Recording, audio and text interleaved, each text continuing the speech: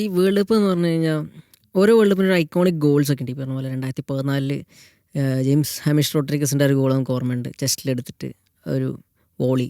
അതേപോലെ 2018 ബെഞ്ചമിൻ പോവാർഡിൻ്റെ ഒരു ഗോളുണ്ട് അർജൻറ്റീനയ്ക്കെതിരെ. അപ്പോൾ അതേപോലെയുള്ള ഐക്കോണിക് ഗോൾസ്. അപ്പോൾ ഈ വേൾഡ് കപ്പിൽ അങ്ങനെ കുറേ ഗോൾസ് വന്നിട്ടുണ്ട്. അപ്പോൾ നൂറ് ഏതാണ് ഈ ഒരു വേൾഡ് കപ്പിലെ ഒരു മികച്ച ഗോൾ എന്ന് പറയുന്നത്? ഈ വേൾഡ് കപ്പിൽ എനിക്ക് തോന്നുന്നു ട്രെൻഡായിട്ടുള്ള സാധനം മറ്റേ നിൻ്റെ നുണക്കുഴി കണ്ടപ്പോൾ ആ സ്റ്റൈലിലുള്ള എല്ലാ ഗോളുകളും വൻ ട്രെൻഡായിക്കണം. ഇനി വിനീഷ്യസ് ജൂനിയറിൻ്റെ ഗോളാണെങ്കിലും ന്യൂസൻ്റെ ഗോളാണെന്നുണ്ടെങ്കിലും, പിന്നെ അതിൽ ഏറ്റവും എനിക്ക് ഭയങ്കരമായിട്ട് ഇഷ്ടപ്പെട്ട 2 ഗോളെന്ന് പറയുന്നത് ഒന്ന് സിഡ്നി ലോപ്പസ് കാബ്രാൽ, അതുപോലെ തന്നെ ആൽവാരസിൻ്റെ സ്വിറ്റ്സർലാൻഡിനെതിരെയുള്ള ഗോള്. അപ്പോൾ കാബ്രാലിൻ്റെ ഗോൾ എന്താണെന്ന് വെച്ചാൽ, അതായത് ആ ഒരു ഗോളിൻ്റെ ഫ്ലെയർ തന്നെ വേറെ തന്നെയാണ്. ആ ഗോൾ അടിച്ചിട്ട് ആൾക്ക് പോലും വിശ്വസിക്കാൻ പറ്റുന്നില്ല. ആ ഗോളിൻ്റെ മുമ്പുണ്ടായ മൂമെൻറ്റ്സും ഗോൾ അടിക്കുമ്പോൾ ഉണ്ടായ മൂമെൻറ്റ്സും ഗോളിന് ശേഷമുള്ള സെലിബ്രേഷനും, ഈ 3 സംഭവങ്ങൾ ആ ഗോളിനെ ഭയങ്കരമായിട്ട് അതിനൊരു എന്താ പറയുക, ഒരു ബ്യൂട്ടി നൽകുന്നുണ്ട് എന്നുള്ളതാണ്. അപ്പോൾ ആ ഗോൾ അടിക്കുന്ന ടൈമിൽ അത് പെനാൾട്ടി ബോക്സിൻ്റെ ഒരുപാട് അല്ലെങ്കിൽ കുറച്ചൊക്കെ പുറകെ നിന്ന്, ഇതാണ് ഞാൻ ഈ പറഞ്ഞ ഗോളുകളുടെയൊക്കെ പ്രത്യേകത എന്താണെന്ന് വെച്ചാൽ, ഇവർക്ക് ആ സ്പേസ് കിട്ടുന്നുണ്ട്, അല്ലെങ്കിൽ ഓപ്പോസിറ്റ് നിൽക്കുന്ന ഡിഫൻഡേഴ്സ് ചാർജ് ചെയ്യുന്നില്ല നോക്കുമ്പോൾ ഇവരാരും മുമ്പിലോട്ട് പോകാൻ നോക്കുന്നില്ല, വേറൊരു പ്ലെയറെ കണ്ടെത്താൻ നോക്കുന്നില്ല. അവിടെ വെച്ചിട്ട് അവരുടെ കയ്യിലുള്ള ബ്രില്യൻസ് എന്താണോ അത് ഭയങ്കര പവർഫുൾ ഷോട്ടൊന്നുമല്ല. ഇപ്പോൾ ഈ ആൽവാരസ് അടിച്ചാണ് ഇവരടിച്ചാണെന്നൊന്നും ഭയങ്കര പവർഫുൾ ഷോട്ട് നമുക്കറിയാൻ പറ്റില്ല. പക്ഷെ ആ ഗോളിനെ ബ്യൂട്ടി ആക്കുന്നത് അതിൻ്റെ ആക്യുറസി, അതിൻ്റെ പ്ലേസ്മെൻറ്റ്, അതിൻ്റെ ബ്രില്യൻസ്, അതുപോലെ തന്നെ ഇവർ തന്നെ അതിന് കൊടുക്കുന്നൊരു ഫ്ലെയർ, ഇങ്ങനത്തെ പല സംഭവങ്ങളാണ് ഈ എല്ലാ ഗോളിനെയും പ്രത്യേകതയാക്കിയത്. അപ്പോൾ ഈ കാബ്രാളിൻ്റെ ഗോൾ എന്ന് പറയുന്നത് ഇപ്പോഴും ഞാൻ പറഞ്ഞില്ലേ, ഈ ഒരു ഒന്നാമത് ഈ റീൽസിൻ്റെ ഒരു യുഗമായതുകൊണ്ട് ഇത് വെച്ചിട്ട് ഈ പാട്ടും വെച്ചിട്ട് ഇങ്ങനെ റീൽസ് ഇറക്കുമ്പോൾ നമുക്ക് എന്താ അറിയില്ല, നമുക്ക് ഒന്നും കൂടെ ആ ഗോളിനോട് ഇഷ്ടം കൂടുമെന്ന് അറിയില്ലേ. ആ ഒരു സംഭവമാണ് ഭയങ്കര ഫ്ലെയറുള്ള ഗോള്. പിന്നെ അതുപോലെ തന്നെ കാബോ വെർഡെയാണ് ടീം. ഇതിങ്ങനെ ഇഞ്ചോടിഞ്ച് പോരാട്ടമാവുമ്പോൾ ആൾക്ക് തന്നെ അത് വിശ്വസിക്കാൻ പറ്റുന്നില്ല, അയ്യോ ഞാൻ ആ ഗോൾ അടിച്ചല്ലോ എന്നുള്ള ആ ഒരു മൂഡിലാണ് ആൾ പോകുന്നത്. പിന്നെ ഇതേപോലെ തന്നെ ആൽവാരസിൻ്റെ, കാരണം സ്വിറ്റ്സർലാൻഡിനെതിരെ അവർക്ക് റെഡ് കാർഡ് ലഭിച്ചെങ്കിൽ പോലും എത്രത്തോളം ആ ബോക്സിൻ്റെ ഉള്ളിലേക്ക് അർജൻറ്റീനയ്ക്ക് പെനിട്രേറ്റ് ചെയ്യാൻ പറ്റിയിട്ടുണ്ട്. പിന്നെ ആൽവാരസ് അടിച്ചത് കൊണ്ട് ആ ഗോളിന് വേറെ സ്പെഷ്യാലിറ്റി ഉണ്ട്. കാരണം ഈ വേൾഡ് കപ്പിൽ ആൾ ഗോൾ സ്കോർ ചെയ്തിട്ടില്ല, ആൾ ടീമിന് വേണ്ടി ഒന്നും കോൺട്രിബ്യൂട്ട് ചെയ്തിട്ടില്ല.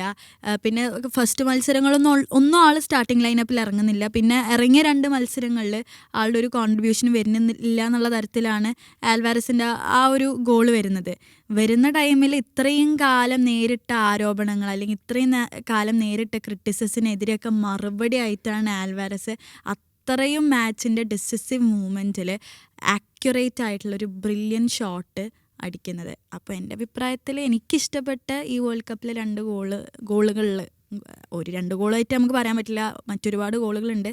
പക്ഷേ ഈ 2 ഗോൾ എന്തോ ഇപ്പോഴത്തെ ഈ റീൽസ് യുഗമൊക്കെയാണ് കാരണം തോന്നണോ, നമുക്കൊന്നും കൂടെ ഇഷ്ടം കൂട്ടുന്നു അറിയില്ലേ. ഒരു റൈറ്റ് ഫുട്ടഡ് കേളേഴ്സ് ആണ് പറയുന്നത്. സഫ്വാനക്ക് ഏതാണ്? ഇപ്പോൾ നമ്മൾ ഈ മീഡിയാസിൻ്റെയും സോഷ്യൽ മീഡിയയൊക്കെ പ്രശ്നം വെച്ചാൽ, നമ്മൾ ഈ സൂപ്പർ സ്റ്റാറുകൾ എപ്പോഴും ഹൈലൈറ്റ് ചെയ്യും, അവരുടെ ഗോളുകൾ നമ്മൾ ഇപ്പോൾ ഇങ്ങനെ പൊലിപ്പിച്ചുകൊണ്ടേയിരിക്കും. അല്ലെങ്കിൽ ഇപ്പോൾ ഈ സിഡ്നി കബ്രാലിൻ്റെ മികച്ച ഗോൾ തന്നെയാണ്, തർക്കമൊന്നുമില്ല, ഒരു പക്ഷേ വേൾഡ് കപ്പിൽ ബെസ്റ്റ് ആകുന്നതിന് സാധനം. എന്നാൽ പോലും അത് ഇത്ര ആഘോഷിക്കുന്ന അർജൻറ്റീനയ്ക്കെതിരെയാണ് അടിച്ചുകൊണ്ട് അതിൻ്റെ ഒരു എന്താ പറയുക ദൃശ്യത കൂടിയിട്ടുണ്ട്. പക്ഷെ എൻ്റെ ഒരു പേഴ്സണൽ ഫേവറേറ്റ് ഈ ടൂർണമെൻറ്റിലെ ഗോള് കരീം അൽജബോവിക് എന്ന് പറയുന്ന ബോസ്നിയയുടെ ഒരു പ്ലെയർ ഉണ്ട്. അദ്ദേഹം ഖത്തറിനെതിരെയുള്ള മത്സരത്തിൽ 29-ാം മിനിറ്റിൽ ഗോൾ അടിച്ചിട്ടുണ്ട്. എനിക്കൊന്നും പലരും ആ ഗോള് കണ്ടിട്ടുണ്ടാകാൻ സാധ്യതയില്ല, യൂട്യൂബിൽ ജസ്റ്റ് ഒന്ന് സെർച്ച് ചെയ്താൽ മതി. എന്ത് ഗോളെന്ന് വെച്ചാൽ, ഞാൻ സിഡ്നി കബ്രാളിനേക്കാൾ മനോഹരമെന്ന് പറയും. കാരണം ഡ്രിബ്ലിങ് ചെയ്യുന്നുണ്ട് അദ്ദേഹം, ബോക്സിന് പുറത്തുനിന്നാണ് വരുന്നത്. ഡ്രിബ്ലിങ് ചെയ്തിട്ട് പിന്നീട് ഇങ്ങനെ ഓടിക്കയറിയിട്ട് പിന്നെ ഒരു ലോങ് റേഞ്ച് അടിക്കുന്നുണ്ട്. അതായത് ഒരു ആൾക്ക് ചെയ്യാൻ പറ്റുന്ന എല്ലാ സ്കില്ലും അതിലുണ്ട്. ഡ്രിബ്ലിങ് ഉണ്ട്, ഓടിക്കയറുന്നുണ്ട്, ലോങ് റേഞ്ച് ഉണ്ട്. അപ്പോൾ എൻ്റെ ഒരു പേഴ്സണൽ ഫേവറേറ്റ് കരീം അൽജബോവിക്കിൻ്റെ ആ ഗോളാണെന്നാണ്. പക്ഷേ എനിക്ക് തോന്നുന്നത് മിക്കവാറും ഒരു അവാർഡൊക്കെ ഉണ്ടെങ്കിൽ സിഡ്നി കബ്രാലിനാണ് കിട്ടാൻ സാധ്യത. കാരണം അതിൻ്റെ ഒരു മാച്ചിൻ്റെ മൊമെൻ്റ് ഉണ്ടല്ലോ. അതായത് ഇപ്പോൾ അൽജബോവിക്കിൻ്റെ ഗോൾ ഒരു 29-ാം മിനിറ്റിൽ ഖത്തറിനെതിരെയുള്ള അത്ര പ്രാധാന്യമുള്ളൊരു മത്സരമല്ല. എന്നാൽ കബ്രാലിൻ്റേത് ഒരു നോക്കൗട്ട് മത്സരമാണ്, അർജൻറ്റീനയ്ക്കെതിരെയാണ്, ഒരു എക്സ്ട്രാ ടൈമിലാണ്, ഒരു മാച്ചിൻ്റെ ഡിസീസീവായിട്ടുള്ള ഒരു സമയത്താണ് ഗോൾ വരുന്നത്. അപ്പോൾ അങ്ങനെ പല ഘടകം നോക്കുമ്പോൾ സിഡ്നി കബ്രാലിൻ്റേതായിരിക്കും. പക്ഷേ എനിക്ക് ഗോൾ എന്നുള്ള അർത്ഥത്തിൽ ഞാൻ ഏറ്റവും മനോഹരമായി കാണുന്നത് ഈ ഗോളാണ്. പിന്നെയും നമ്മൾ പറയാം വേറെ ഗോളുകളുണ്ട്. 18 വയസ്സേ ഉള്ളൂ അദ്ദേഹത്തിന്. അതൊരു ബോസ്നിയയുടെ നെക്സ്റ്റ് സൂപ്പർ സ്റ്റാർ ആണ് അദ്ദേഹം ആകാൻ പോകുന്നത്. അപ്പോൾ അത് ആ ഒരു സ്റ്റേജിൽ ആ ഗോൾ അടിക്കുക എന്ന് പറയുന്നത് തന്നെ വലിയൊരു കാര്യമാണ്. പിന്നെ എനിക്ക് മറ്റൊരു ഗോൾ വന്നതിന് വിൽസൺ ഇസിഡോറിൻ്റെ ഗോളുണ്ട് മൊറോക്കോയ്ക്കെതിരെ, ഹെയ്ത്തിക്ക് വേണ്ടിയിട്ട്. അത് അന്ന് ആ മത്സരം നമ്മൾ അതിന് മുന്നേ ഫുൾ പ്രവചനം മൊറോക്കോ സുഖമായിട്ട് ജയിക്കും, 3-0 4-0 ആയിരുന്നു. പക്ഷെ ആ മത്സരത്തിൽ ഹെയ്ത്തിയാണ് നന്നായിട്ട് കളിച്ചെന്ന് എനിക്ക് തോന്നുന്നു. ദെൻ ആ ഒരു ഗോളും Wilson Isidor actually premier league പ്ലെയറാണ്, എന്നാലും ആ ഒരു ഗോൾ ബോക്സിൻ്റെ പുറത്തുനിന്ന് ഒരു ഷോട്ട് അറ്റംപ്റ്റ് ചെയ്യാന്ന് പറഞ്ഞാൽ ഭയങ്കര കാര്യം. അതും ബോണോ ആണ് ഗോൾ കീപ്പർ, എന്നിട്ട് ആ ഗോൾ നേടിയത്. പിന്നെ എന്താ പറയുക, നമ്മളിപ്പോൾ ഈ പറഞ്ഞ ലോങ് റേഞ്ചേഴ്സും കേളേഴ്സും ഒക്കെ പറയുന്നുണ്ട്, മികച്ചൊരു പാസിങ് ഗോള്, നല്ല ഭംഗിയുള്ളൊരു പാസിങ് ഗോൾ ഏതാണെന്ന് ചോദിച്ചു കഴിഞ്ഞാൽ ഞാൻ കണ്ടിട്ടുള്ളത് ജപ്പാൻ്റെ ഗോളാണ് സ്വീഡനെതിരെ. അത് 1 2 3 4 പാസുകളിൽ ബോക്സിൻ്റെ ഉള്ളിലേക്ക് പന്ത് സുഖമായിട്ടത് ഫിനിഷ് ചെയ്യുന്നു. ഭയങ്കര ഭംഗിയുള്ളൊരു അതായത് അതും ഇപ്പോൾ നമ്മൾ ഈ ലോങ് റേഞ്ചേഴ്സ് കൺസിഡർ ചെയ്യുമ്പോഴും അങ്ങനെ എത്രയും പാസ് ചെയ്ത് കയറണ്ടേ, അപ്പോൾ പ്ലെയേഴ്സിൻ്റെ അത്രയും അണ്ടർസ്റ്റാൻഡിങ് അല്ലത്. അപ്പോൾ ആ ഗോളും ഒരു മികച്ച ഗോളായിട്ട് കണക്കാക്കണമെന്ന് എനിക്ക് തോന്നുന്നു. ഹാളൻഡിന്റെ ബസിലിനെതിരെയുള്ള 2ാം ഗോള് ഗംഭീര ഗോളാണ്. ഏറെക്കുറെ ബസിൽ ആ ഗോൾ അടിക്കുന്ന സ്വപ്നത്തിൽ പോലും പ്രതീക്ഷിച്ചിട്ടില്ല. ഡാനിലോന്റെ കാലിന്റെ ഉള്ളിലൂടെയാണ് ആ ഷോട്ട് വരുന്നതെന്നാണ് എനിക്ക് തോന്നുന്നത്. എന്നിട്ട് ബോക്സിന് പുറത്തുനിന്നാണ്. അതൊരു ഗംഭീര ഗോളാണ്. പിന്നെ മെസ്സിയുടെ ഏറ്റവും ബെസ്റ്റ് അല്ലെങ്കിലും മെസ്സിയുടെ 2 3 ഗോളുകൾ അതിമനോഹരമായിരുന്നു. ഓസ്ട്രിയക്കെതിരെ 2ാമത്തെ ഗോള് മെസ്സി അടിച്ചത് ഭയങ്കര ബ്രില്യൻ്റ് ആയിട്ടുള്ള ഒരു ഗോൾ തന്നെയായിരുന്നു. ഓസ്ട്രിയക്കെതിരെ ഫസ്റ്റ് ഗോളും ഞാൻ പറയുന്നത്, കാരണം അതൊരു ടിപ്പിക്കൽ മെസ്സി ഗോളായിരുന്നു, ടിപ്പിക്കൽ മെസ്സി ബ്യൂട്ടി ഗോൾ. അതുകൊണ്ട് അതിനൊരു സ്ഥാനം കൊടുക്കണം എന്ന് എനിക്ക് തോന്നുന്നത്. കേവേഡക്കെതിരെയുള്ള മെസ്സിയുടെ ഗോളും ആ ഫസ്റ്റ് ടച്ച് അതിഗംഭീരായിരുന്നു. അതൊരു പന്ത് പിക്ക് ചെയ്യുന്ന രീതി ഉണ്ടല്ലോ, ചിലപ്പോൾ മറ്റൊരാൾക്ക് അത് മെസ്സി ആയതുകൊണ്ടാണ് നമുക്കത് സിമ്പിളായി തോന്നുന്നത്.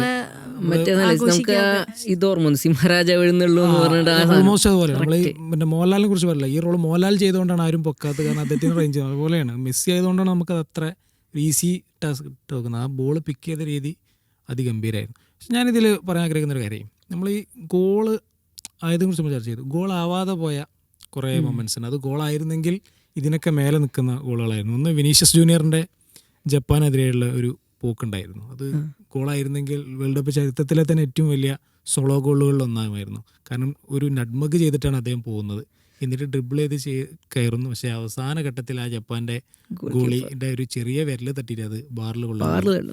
മറ്റൊരു ഗോൾ കൂടി ഉണ്ട്, അത് ഒലീസയുടെ സ്വീഡനെതിരെ തന്നെയാണ് തോന്നുന്നു, ബൈസിക്കിൾ. അത് ഗോളായിരുന്നെങ്കിൽ ഓഫ് കോഴ്സ് അതായിരിക്കും ആക്ച്വലി ക്രോസ് ഒന്നും അല്ല, അത് തട്ടി വന്ന പന്താണത് ബൈസിക്കിൾ അടിക്കുന്നത്. പിന്നെ മറ്റൊരു ഗോൾ എന്ന് പറയുന്നത് ഈജിപ്തിന്റെ 2ാമത്തെ ഡിനൈ ചെയ്ത ഗോളില്ലേ, അതിൽ ഗോൾ അടിച്ച ആളോ അസിസ്റ്റ് ചെയ്തൊന്നുമില്ല, ആ ഹസേം എന്ന് പറഞ്ഞ ആള് ഡ്രിബിൾ ചെയ്ത് കൊണ്ടുപോയില്ലേ, 4-5 പ്ലേയേഴ്സിനെ കട്ട് ചെയ്ത് ഡ്രിബിൾ ചെയ്ത് കൊണ്ടുപോയി. അത് എന്താ പറയുക, വേൾഡ് കപ്പിലൊരു ബെസ്റ്റ് ഗോൾ ആവേണ്ടതായിരുന്നു ആ ഒരു ബിൽഡപ്പിൻ്റെ ഒരു കാര്യം പറയുമ്പോൾ. പിന്നെ നമ്മൾ പറയാൻ വിട്ടുപോയൊരു ഗോൾ എന്ന് പറഞ്ഞത് ഇംഗ്ലണ്ടിനെതിരെ ഷെൽട്ടറപ്പ് അടിച്ചൊരു ഗോളുണ്ട്. അതെങ്ങനെയാണെന്ന് വെച്ച് കഴിഞ്ഞാൽ അത് അദ്ദേഹം ക്രോസ് ചെയ്താന്ന് തോന്നുന്നു, ബട്ട് സ്റ്റിൽ ആ വിങ്ങെന്ന് ലെഫ്റ്റ് വിങ്ങെന്ന് ബോക്സിൻ്റെ ഉള്ളിൽ അദ്ദേഹത്തിന് സ്പേസ് കിട്ടുമ്പോൾ അദ്ദേഹം ക്രോസ് ഇടാൻ വേണ്ടി അടിച്ചതാണ്. പക്ഷേ ആ ഒരു ഷോട്ട് നേരെ പോയി പോസ്റ്റുമായിട്ട് ഉള്ളിൽ കയറിയത്. അപ്പോൾ അതുകൊണ്ട് തന്നെ അതും ഇതിലൊരു ഇൻക്ലൂഡ് ഇംഗ്ലണ്ട് എന്ന് പറഞ്ഞപ്പോഴാണ് ഹാരി കെയ്ന് കോങ്കോക്കെതിരെ അടിച്ച 2ാമത്തെ ഗോളുണ്ട്. അത് ഗംഭീരമായ ഗോളാണ്. മാച്ചിന്റെ നോക്കൗട്ട് മത്സരമാണ്, കംബാക്കിലൂടെ ഇംഗ്ലണ്ട് വരുമ്പോൾ വിജയിപ്പിച്ച ഗോളാണ്. അതും ഹാരി കെയ്നാണ്.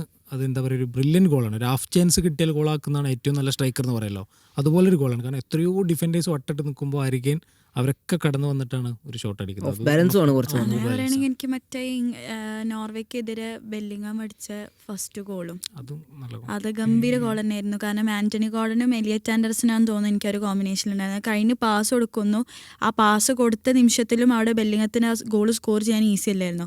അവിടെ ഒരു 2-3 അതുകൊണ്ടാണ് എനിക്ക് തോന്നുന്നു ഇപ്പോൾ എല്ലാവരും ബെല്ലിംഗത്തിന് ഒരു സിദാൻ ഫ്ലേവർ ഉണ്ടെന്നൊക്കെ പറയുന്നത് ഈ ഒരു ഫാക്ടർ കൊണ്ടാണ്. 2-3 ഡിഫൻഡേഴ്സിനെ ബീറ്റ് ചെയ്തിട്ടാണ് ബെല്ലിംഗ് ആ ഗോൾ സ്കോർ ചെയ്യുന്നത്. പിന്നെ ഈ പറഞ്ഞ പോലെ ക്രൊയേഷ്യക്കെതിരെ തന്നെയാണെന്ന് തോന്നുന്നു റാഷ്ഫോർഡിന്റെ ഒരു ഗോൾ വന്നിട്ടുണ്ടായിരുന്നില്ലേ? ക്രൊയേഷ്യക്കെതിരെ റാഷ്ഫോർഡിന്റെ ഗോളുകളെക്കാളും അതുണ്ട്. പക്ഷെ എനിക്കതിൽ ക്രൊയേഷ്യയുടെ 2 ഗോളുകളുണ്ട് ആക്ച്വലി. അത് ആക്ച്വലി ഭയങ്കര ബ്രില്യൻ ഗോൾ. അത് ക്രൊയേഷ്യ 4-2 തോറ്റതുകൊണ്ട് ആരും മൈൻഡാക്കാണ്ട് പോയ ഗോളുകളാണത്. അത് നല്ല ഗോളുകളായിരുന്നു. അതായത് ഫസ്റ്റ് ഗോള് ജസ്റ്റ് ഒരു ലോങ് റേഞ്ചർ ആയിരുന്നു. സെക്കൻഡ് ഗോൾ ഭയങ്കര ബിൽഡപ്പ് എന്ന് പറഞ്ഞാൽ ബോക്സിൻ്റെ ഉള്ളിൽ ഫുൾ ഇംഗ്ലണ്ട് ഡിഫൻസ് നിൽക്കുമ്പോൾ ഹൈ ബോളുകൾ പാസ് ചെയ്തിട്ടാണ് അത് ഗോളടിക്കുന്നത്. അപ്പോൾ നിറയെ ഗോളുകളുണ്ട് ഇപ്പോൾ. അതിൽ പറയാൻ വിട്ടുപോയതേ, എംബാപ്പെ അടിച്ച ഗോളുകൾ 2 അതിഗംഭീര ഗോളാണ്. പ്രത്യേകിച്ചും സെനഗലിനെതിരെ അടിച്ച ലോങ് റേഞ്ച് ഭയങ്കര ഗോളാണ്. പിന്നെ നോക്കൗട്ടിലും ഒക്കെ ഒന്ന് സ്വീഡനെതിരെയാണെന്ന് തോന്നുന്നു, ഒരു ലോങ് റേഞ്ച് കൂടി ഉണ്ട് ഇറാഖിനെതിരെ അടിച്ചു ഇറങ്ങുന്നത്. ഈ എംബാപ്പെ എന്നും ഗോൾ അടിക്കുന്നുണ്ടേ. ഏതാന്നുള്ളത് മനസ്സിലാവുന്നില്ല. മെസ്സിയുടെ ഇതേ കൺഫ്യൂഷൻ ഉണ്ട്. മെസ്സിയുടെ ഏത് കളിയാന്ന് പെട്ടെന്ന് കുറേ ഗോളുള്ളതുണ്ട്, 8 ഗോൾ എന്ന് പറയുമ്പോൾ. അപ്പോൾ എംബാപ്പയുടേതും ആ ലോങ് റേഞ്ച് ഗംഭീരമായ ഗോളായിരുന്നു സെനഗലിനെതിരെ. എനിക്ക് ഒലീസിന്റെ പറയാനുള്ളത്, പല ഗോൾ ശ്രമങ്ങൾ നടത്തിയിട്ട് പോലും ഒരു ഗോൾ പോലും ആൾക്ക് ഈ വേൾഡ് കപ്പിൽ അടിക്കാൻ സാധിച്ചില്ല എന്നുള്ളത്. മറ്റൊരു രസകരമായ സംബന്ധം പറഞ്ഞാൽ ഈ ടൂർണമെന്റിലെ ഏറ്റവും നല്ല ടീം ഗോളാവേണ്ട ഒന്നായിരുന്നു നേരത്തെ അരി പറഞ്ഞു, ആ ഒരു ഈജിപ്തിന്റെ ഗോള്. പക്ഷെ അത് വാർ ചെക്കിങ്ങിൽ അത് പിടിച്ചിട്ട് റദ്ദാക്കാൻ ഉണ്ടായത്. ഒരു പക്ഷേ നമ്മൾ ഫുട്ബോൾ ഇൻവെന്റ് ചെയ്ത കാലം മുതൽ തന്നെ ഈ വാർ ഉണ്ടായിരുന്നു വിചാരിക്കുക. നമ്മളിപ്പോൾ ആഘോഷിക്കുന്ന പല ഗോളുകളും അത് വാറിൽ പിടിക്കുമായിരുന്നു. ഞാൻ ഇപ്പം ഇന്നലെ ഇൻസ്റ്റാഗ്രാമിൽ ഗാരി ലിനേക്കറുടെ ഒരു റീല് കണ്ടു. അപ്പോൾ അല്ലെങ്കിൽ ഇംഗ്ലണ്ടുകാരനാണല്ലോ. അപ്പോൾ അവർ കണ്ടുപിടിക്കുന്നത് എന്താ വെച്ചാൽ 1986 മറഡോണയുടെ ഏറ്റവും വലിയ ഗോൾ ഉണ്ടല്ലോ, അതായത് ഗോൾ ഓഫ് ദ സെഞ്ചുറി.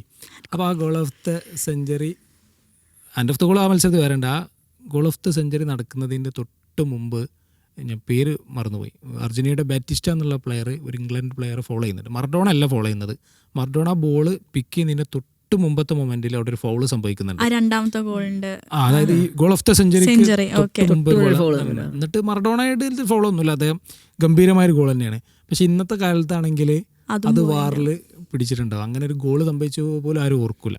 ഇപ്പോൾ നമ്മളിപ്പോൾ ഈജിപ്തിൻ്റെ ഗോൾ ഇപ്പോൾ നമ്മൾ ഒരാഴ്ചയും കൂടെയൊക്കെ പറയും, കുറച്ച് ദിവസം കഴിഞ്ഞാൽ ആർക്കും അങ്ങനെ ഓർമ്മ പോലും ഉണ്ടാവില്ല. അപ്പോൾ വാറ് വന്നത് സത്യത്തിൽ ഫുട്ബോളിൻ്റെ